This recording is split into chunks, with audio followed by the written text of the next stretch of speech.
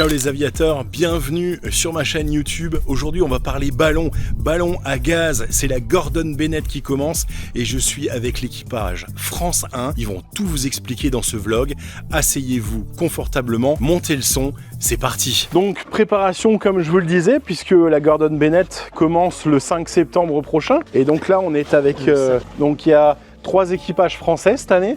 France 1, France 2, France 3. On parlera aussi tout à l'heure avec Guillaume et Christophe du routing.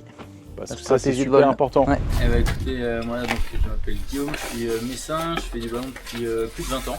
Hein, donc j'ai eu le brevet air chaud avant mes 18 ans. Je suis aujourd'hui pilote air chaud, nuit, gaz. Je fais beaucoup de formations et je suis également examinateur. Après avoir fait pas mal de compétitions en air chaud, j'ai fait mes débuts aux côtés de Christophe en tant que routeur. Donc j'ai eu la chance de router Christophe et Vincent, donc le précédent binôme qui volait sur ce ballon-là pendant 7 ans. On a quelques podiums et une victoire à notre actif dans ce format-là.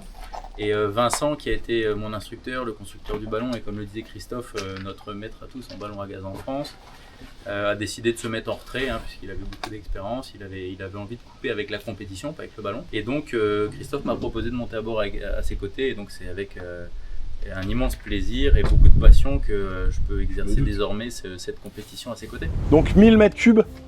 Ouais, 1000 mètres cubes d'hydrogène, ouais. Donc ça permet de lever 1100. Et vous allez mettre combien de temps à peu près pour gonfler le ballon? On met à peu près 3 à 4 heures pour gonfler le ballon.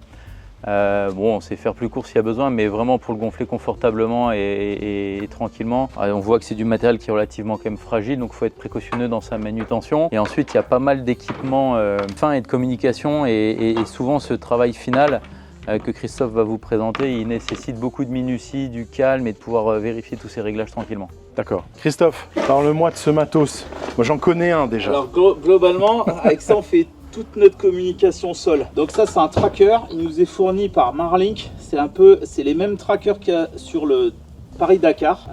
Ça envoie notre position en 3D cap vitesse instantanée sur un rythme que le centre de contrôle choisit. Ils peuvent le programmer à distance, ils peuvent avoir un point toutes les 10 minutes ou quand c'est un peu plus chaud, un point toutes les 30 secondes. Donc ça nous positionne en live. Ça c'est un moyen de communication qu'on utilise beaucoup, c'est un InReach. Ça permet de faire de la messagerie, ça passe aussi par le satellite parce que souvent on est à des altitudes ou au-dessus de la mer où il n'y a pas de réseau. Donc avec ça on est indépendant des réseaux traditionnels, en tout cas les réseaux GSM. On peut envoyer des photos maintenant avec ça. Et ça c'est le téléphone, vraiment 1 ou 2 fois par jour quand on doit faire un point avec notre centre de contrôle. On utilise un téléphone satellite quand WhatsApp ne marche pas. Donc en fait on fait toute notre communication avec... Il y a 450 grammes de matériel quoi. Plus une radio VHF bien évidemment.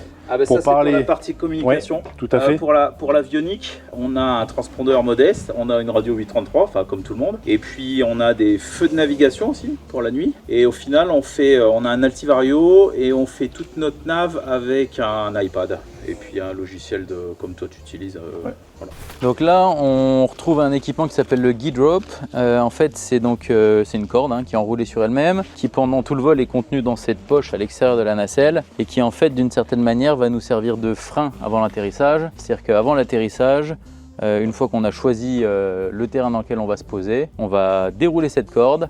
Elle va donc passer à la verticale et elle va créer un frottement sur les haies, sur les champs et ça va ralentir le ballon et ça va nous permettre d'avoir une vitesse moins importante au moment du posé final. En fin de vol, quand tu descends à 3 mètres secondes, tu n'as même quasiment rien besoin de jeter parce que comme il fait 15 kg, tu allèges progressivement à mesure qu'il entre en contact avec le sol. Chaque partie qui touche le sol allège d'autant, donc ça fait un amortisseur de taux de chute. Ça c'est la chaise sur laquelle celui qui ne dort pas travaille pendant que l'autre est allongé sur la couchette. Important ça. Ouais, exact. Et en faut un qui bosse quand même. Ouais, mais elle fait combien de mètres carrés en fait? La nacelle, ouais. 1m20 par 1m20 maximum. Donc on est plutôt à l'étroit, on s'entend bien pour tenir 4 jours ensemble.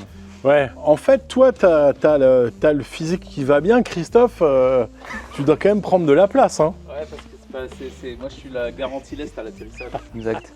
Il en faut hein. Bah il oui. en faut. Ah, oui. Ça c'est le filet. Donc l'enveloppe, de manière ancestrale, elle est tenue dans un filet. Donc il y a 2 siècles, le filet il est en chanvre et il pesait environ 90 à 100 kg. Maintenant il est en dynéma et il pèse 7 kg. Donc c'est là-dedans que est enfermée l'enveloppe.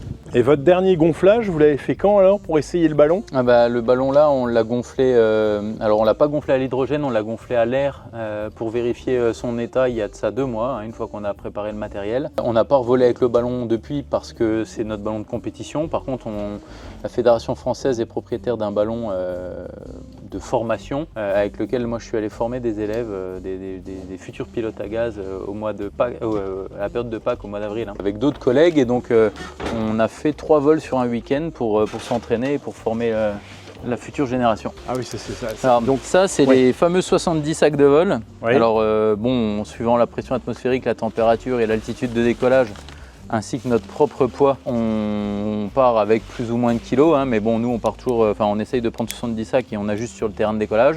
Et donc ça, c'est le lest qui va nous permettre de voler, et donc c'est notre carburant en fait en l'air.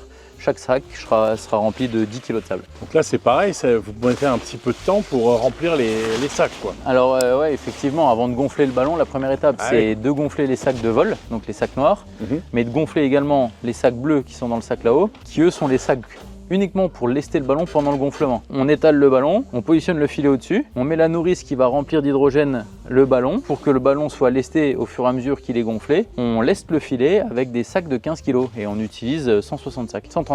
Donc ça c'est les sacs là-bas qu'on voit. Voilà, vous voyez, ça c'est un sac de gonflement, comme a expliqué Guillaume. On part avec du sable classique, mais qui a une humidité. Donc le problème de l'humidité, c'est que ça gèle. Donc quand il fait moins 20, ton sac là, il est monolithique, donc tu peux plus jeter le sable. Donc tu as 2 alternatives, soit tu passes la nuit à casser le sable, soit tu pars avec du sable sec. Donc là, il gèle pas en fait. Le problème du sable sec, c'est qu'il fait beaucoup de poussière, donc on prend pas que ça parce que sinon tu vis dans la poussière en permanence. Il y a des équipages qui utilisent du sel, font un mélange de sel et de sable. Le problème du sel, c'est que ça attaque tout, quoi. Ah ouais, Donc, c'est corrosif. Ouais, donc tous les instruments électroniques, le machin, tout morfle. Donc nous, on a fait le choix de pas utiliser de sel. Et donc ça, ils vont être accrochés tout autour de la nacelle. Et donc vous avez une longe qui fait le tour de la nacelle. Alors en fait non, il faut imaginer que donc, la nacelle, elle est reliée à l'enveloppe par l'intermédiaire d'un cadre de charge. Donc il y a un cadre de charge qui fait la jonction entre les suspentes de l'enveloppe, qui est celle du filet en fait, et celle-ci. Toute la charge, on la positionne sur ce cercle de charge, donc en fait on a des élingues qui vont venir avec des suspentes et on met les sacs à hauteur du panier pour que ce soit plus facile à manipuler pour nous. Parce que mine de rien, c'est quand même des sacs de 10 kg et quand on en jette une dizaine à la suite pour gagner 1000 mètres, il faut un peu d'efficacité. C'est du terrassement à bord. Alors ça, c'est la rallonge pour les pieds. C'est la rallonge pour les pieds, voilà. Ah oui, la rallonge pour les pieds, ok. Et ça, c'est effectivement notre table à cartes pour positionner nos cartes et puis suivre notre position, vérifier les zones aériennes. Mais on a la carte plus moderne qui est ici puisqu'on travaille à l'iPad majoritairement. Vous avez déjà une idée de la route cette année ? Ça serait un peu trop tôt pour annoncer quoi que ce soit. Bon, par contre, la position des différents systèmes météo nous amène à penser, pas complètement impossible, qu'on ait un flux plutôt de sud qui aurait tendance, vu des cartes d'aujourd'hui, nous emmener vers les pays scandinaves, mais on est encore loin du décollage. En 5 jours, il peut se passer beaucoup de choses. Il y a beaucoup de phénomènes de gouttes froides qui sont de plus en plus intenses et qui peuvent venir chambouler absolument tout. Donc, on ne peut pas faire de pronostic. Mais si c'était le cas, je crois que Christophe et moi, c'est une destination qui ne nous déplairait pas parce que c'est des beaux pays. Et puis le principe premier de cette compétition, c'est quand même aussi de faire des beaux vols, quoi. Moi, j'ai jamais fait. On a fait la mer Noire, la péninsule ibérique, etc. Mais le nord, j'ai jamais fait. Il faut juste faire attention parce que c'est pas toujours signe de beau temps le fait d'aller vers le nord. Donc, il faudra juste être prudent par rapport à ça. Mais moi, je trouve ça. On a déjà survolé les États baltes, Lettonie, Estonie, Lituanie, enfin dans l'autre sens, c'est très beau en fait. C'est très beau parce que c'est beaucoup d'eau, de forêt, de champs et c'est très patchworké là. Donc du haut c'est très contemplatif. La Finlande ressemble un peu à ça aussi, donc c'est assez excitant à l'idée d'aller là-bas. Donc en fait on vole sous immatriculation des Fox Papa comme on dit. Donc c'est un ballon en construction amateur. Ouais. Donc tu vois Airbus, bah, ça n'a rien à voir. Et donc ça c'est la soupape qui permet de ventiler l'hydrogène. Elle est faite à partir de 3 roues de vélo triathlon. Une roue pleine, une roue à barreaux et une roue à rayons dont on enlevait les rayons. Donc on prend le tissu entre les 2 premières et après avec un ressort de la nacelle on tire et on actionne comme ça. D'accord. Et après ça se referme naturellement avec le rappel du ressort et la pression d'hydrogène. Donc ça ça c'est ce qu'on... Et dessus, on a un chapeau qui vient se mettre pour éviter que s'il y a des précipitations, il y ait une accumulation d'eau dans l'ensemble et que ça gèle. Tout ça c'est fait main. Ce ballon il a été construit par Vincent Leys. Je crois qu'il en a construit 5 ou 6 des ballons. Et que moi j'ai fait quelques courses avec lui, une dizaine de courses. Grosse figure du Vincent ballon à Leys, gaz. pour faire simple, c'est le Sébastien Loeb du ballon à gaz Exactement. parce qu'il est 9 fois champion du monde. Et donc c'est lui, c'est un peu notre maître dans le système. C'est lui qui perpétue la tradition des ballons à gaz à filet, dans lequel il a mis tous les matériaux contemporains. Donc c'est des ballons qui sont assez atypiques en termes de performance. Christophe, maintenant on va parler avec Guillaume et tous les deux vous allez nous parler de la survie dans le ballon parce que vous pouvez vous poser en mer, vous pouvez vous poser, donc vous avez ce qu'il faut. Expliquez-nous un peu. Bah Rico, c'est un peu comme quand tu vas aux États-Unis avec tes TBM. On est équipé de manière similaire. Grosso modo, survie en mer, c'est on a chacun un canot de sauvetage individuel, on a chacun une combinaison sèche, un gilet de sauvetage et des balises de détresse. Donc la balise de détresse là-bas, vous voyez ici le petit canot de sauvetage et la combinaison sèche comme j'ai dans le TBM. Voilà. Bon, les toilettes, parlez-moi des toilettes. Bah, c'est assez basique en fait. Ça c'est pour la partie solide. Donc on met un sac en amidon de maïs pour pas polluer parce qu'en fait c'est comme tout le reste, c'est du lest. Et puis ça c'est pour la partie liquide. Et puis comme on est un petit peu en intimité, on a chacun nos toilettes. Heureusement. Ouais. On a marqué do not drink. Bon Christophe, parle-moi maintenant d'une journée type de vol. Déjà on se réveille pas le matin.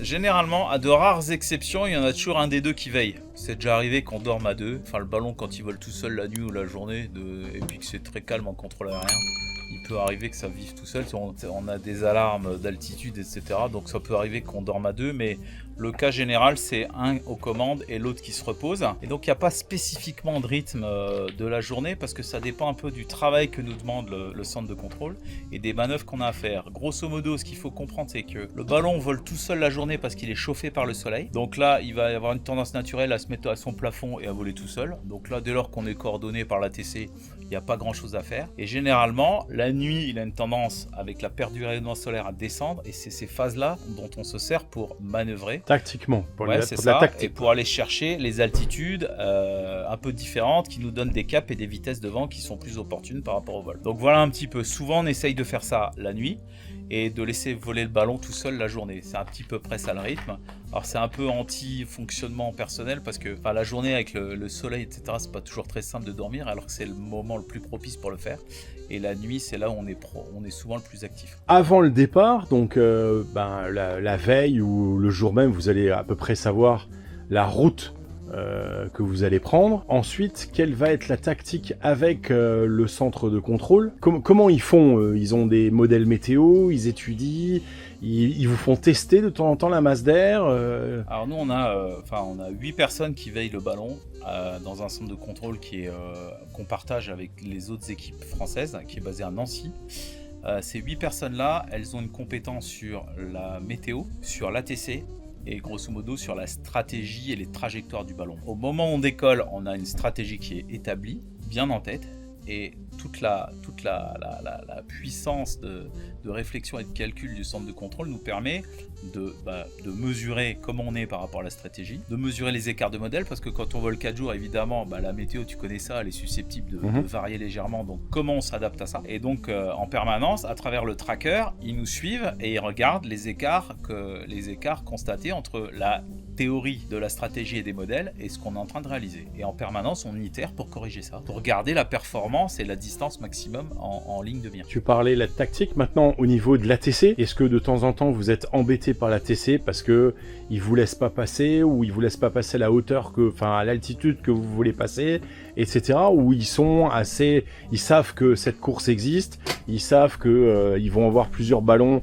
dans les 3 jours qui suivent, ou comment ça se passe? On est un peu à l'origine de la structuration ATC des équipes, l'équipe de France. Enfin, il y a longtemps, on avait introduit ça. En fait, quand tu te pointes sur un gros aéroport et que tu demandes une clearance à 20 minutes du point, généralement, tu n'es jamais le bienvenu en ballon. parce que tu sais jamais faire ce qu'ils te demandent. Déjà, on est inconnu, donc incompris. Nous, on n'a pas de manche. Des fois, ils nous font monter, mais c'est contre-productif parce qu'on va plus ou plus lentement, etc. Donc, en fait, il y a un vrai sujet. Donc, on a travaillé le sujet différemment. C'est qu'on a des contrôleurs aériens dans notre équipe qui travaillent avec nos stratèges et qui appellent les ATC 12 heures avant pour dire le ballon va se pointer à tel point, à telle heure, et il va sortir à tel point, à telle heure. Faciliter le transit. Donc, quand on fait ça, on arrive déjà à intégrer chez les ATC le fait qu'il va y avoir des ballons et comment ça va se présenter. Donc on établit un contact, il y a une itération de travail et généralement après, nous quand on a 20 minutes du point qu'on appelle, le ciel s'est ouvert. On a quelques exemples. En 2013, on est passé au-dessus de Roissy en faisant comme ça. À 23h, je pense qu'on est passé à je sais pas, je dirais 10 nautiques au nord des pistes. Et tous les avions se posaient, là, ils faisaient tourner les avions autour de nous. Tout ça, c'est permis parce que il y a eu un gros travail de nos routeurs pour prévenir, pour faciliter le transit du ballon. Donc, ils font un travail colossal pour que nous, on ait le moins d'un coup à faire et donc garder le plus d'endurance parce qu'il faut comprendre que dès qu'on manœuvre, on perd de l'autonomie. On jette du sable, on perd du gaz, etc. Et ça, c'est pas très bon pour la performance générale. Donc, on s'arrange pour que ça marche mieux. Après, pour rien cacher, tout ça, ça marche de manière générale. Ça marche moins bien sur les grosses plateformes européennes. Amsterdam t'oublie, à Francfort t'oublie, à Paris t'oublie. Donc, à un moment aussi, les stratèges intègrent la contrainte en disant, attendez, là, on va plusieurs heures, voire jours avant, anticiper les espaces alpha notamment, etc. Ouais, votre trace, quoi. Vous avez anticipé la trace. Et puis, en anticipant la trace, on sait les points qui vont être compliqués, voire insolubles en négociation. Donc, à ce moment-là, on s'arrange pour passer à côté. Et ça, si tu l'anticipes quelques jours avant, ça marche à peu près correct. Donc ça, c'est vraiment le gros travail du centre de contrôle. Il faut toujours les mettre en valeur. On est 2 à bord, mais ils sont 8 à veiller sur nous H24. Et d'ailleurs, si on fait un point sur l'équipe, on a aussi une équipe de gonflement. Donc là, c'est une grosse dizaine de personnes qui vont faire de la manute et qui vont se coordonner pour mettre le ballon en œuvre. Et puis on a une équipe de récupération. Donc là, cette année, c'est Charlie et ses dames là, parce que c'est 3 filles qui roulent la camionnette à travers l'Europe pour venir nous chercher. Super.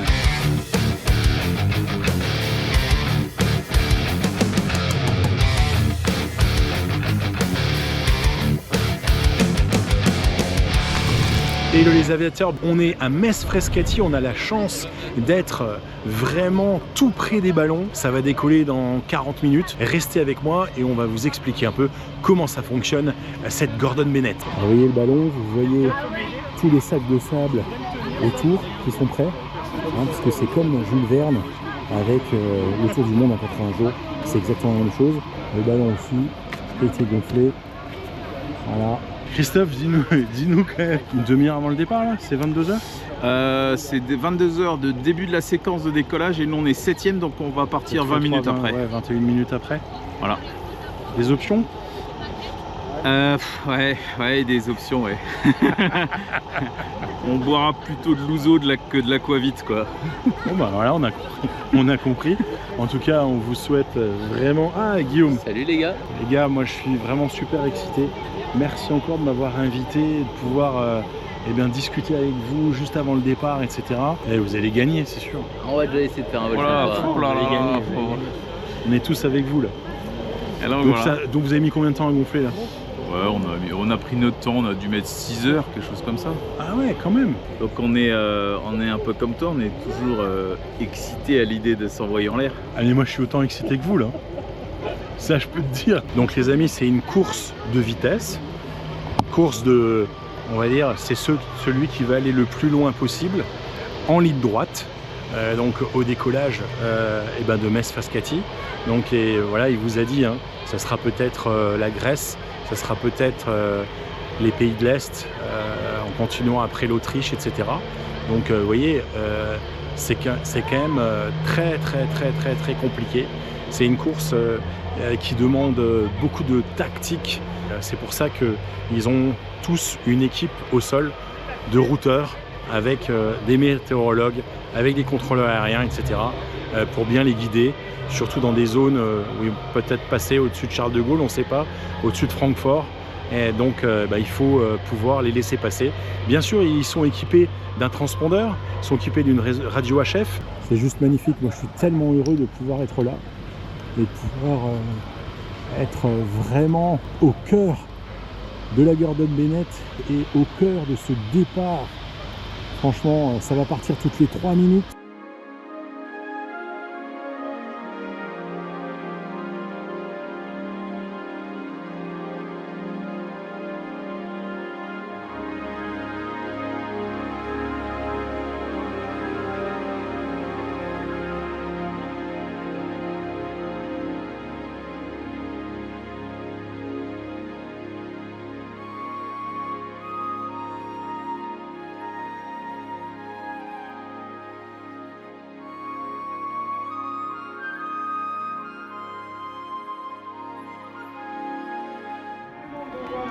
Go, go, go, France 1!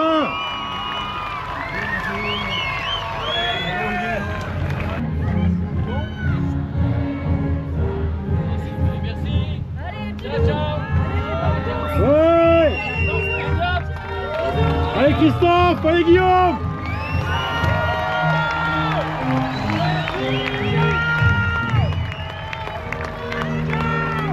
Exceptionnel! Christophe et Guillaume sont partis.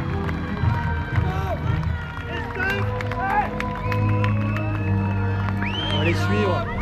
J'espère que ce vlog vous a plu les aviateurs. On se retrouve dimanche prochain, 11 h, pour un nouveau vlog sur ma chaîne YouTube Rico Pilot. Si vous voulez, volez safe. Ciao les aviateurs.